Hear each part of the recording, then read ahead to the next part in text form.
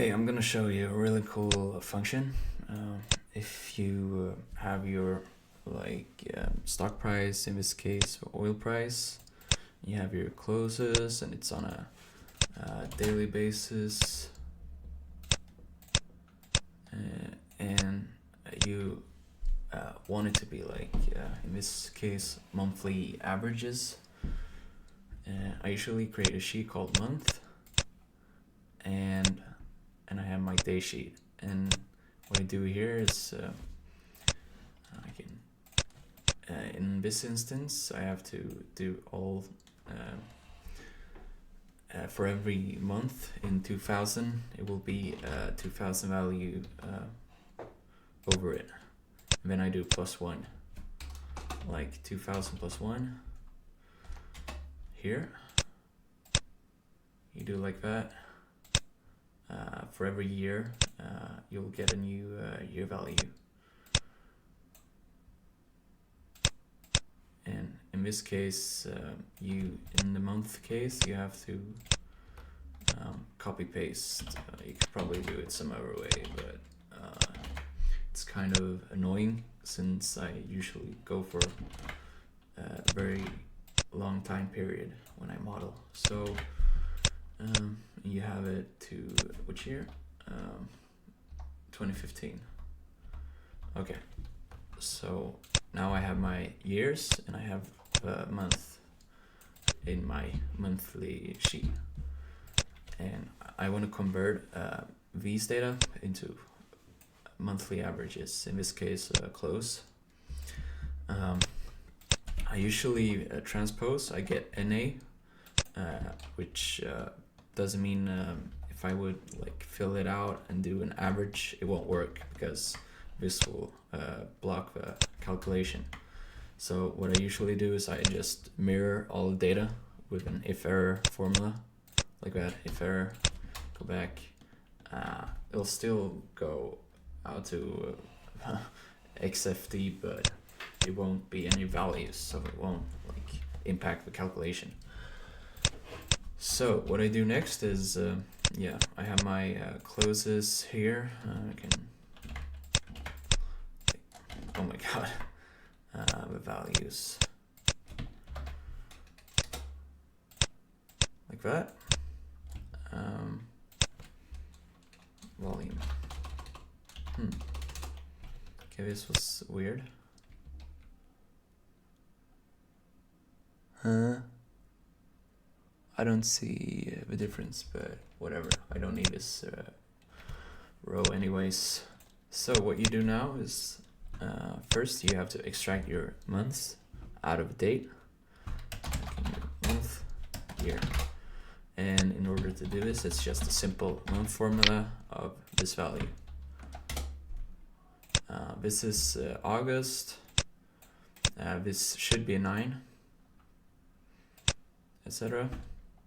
You can just do like that. You fill it out to the right.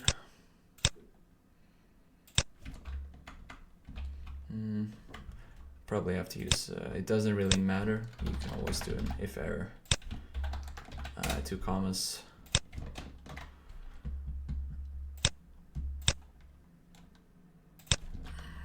Then you do the same for a year.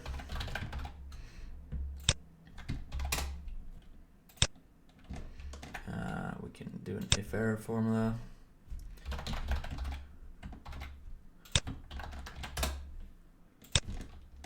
Fill it out to right.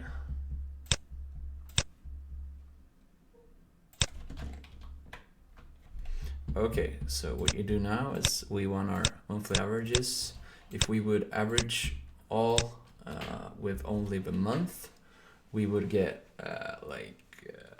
the average for August 2008, 2007, 2006, 2005. So we need 2 criteria for this calculation. We need the year and we need the month for the monthly average.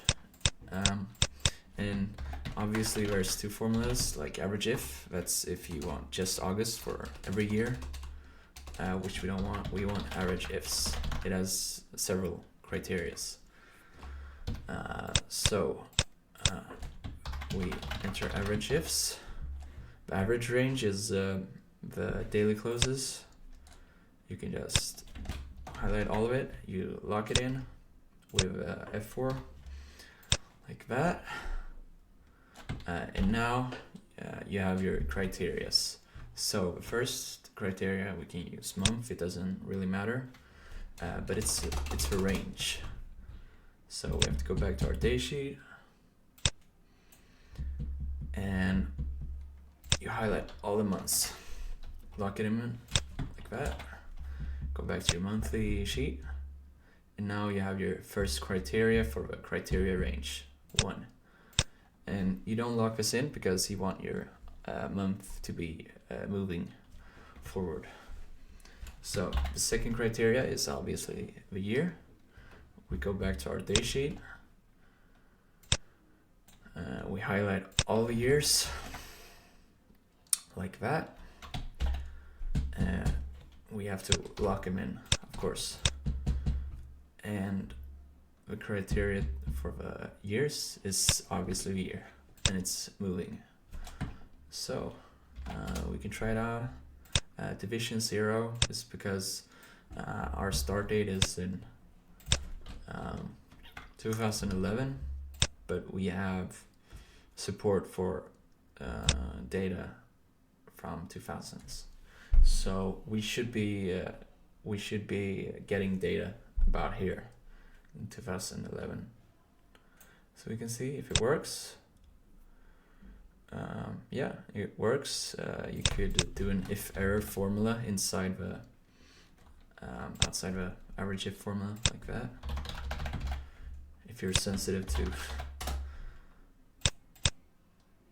you just remove it, right? And it's like that. And why this is very good is and you could obviously start from 2011, but if we want to do another parameter, like for say stock data, which goes back from 2000s, you could easily just do the same method here and do an if-error formula, and the average data will, they will coexist. So that's why I support, like, even if the data is from 2010 or 2011, you should always have a capacity for different time series in your sheet. So that was everything. Thank you.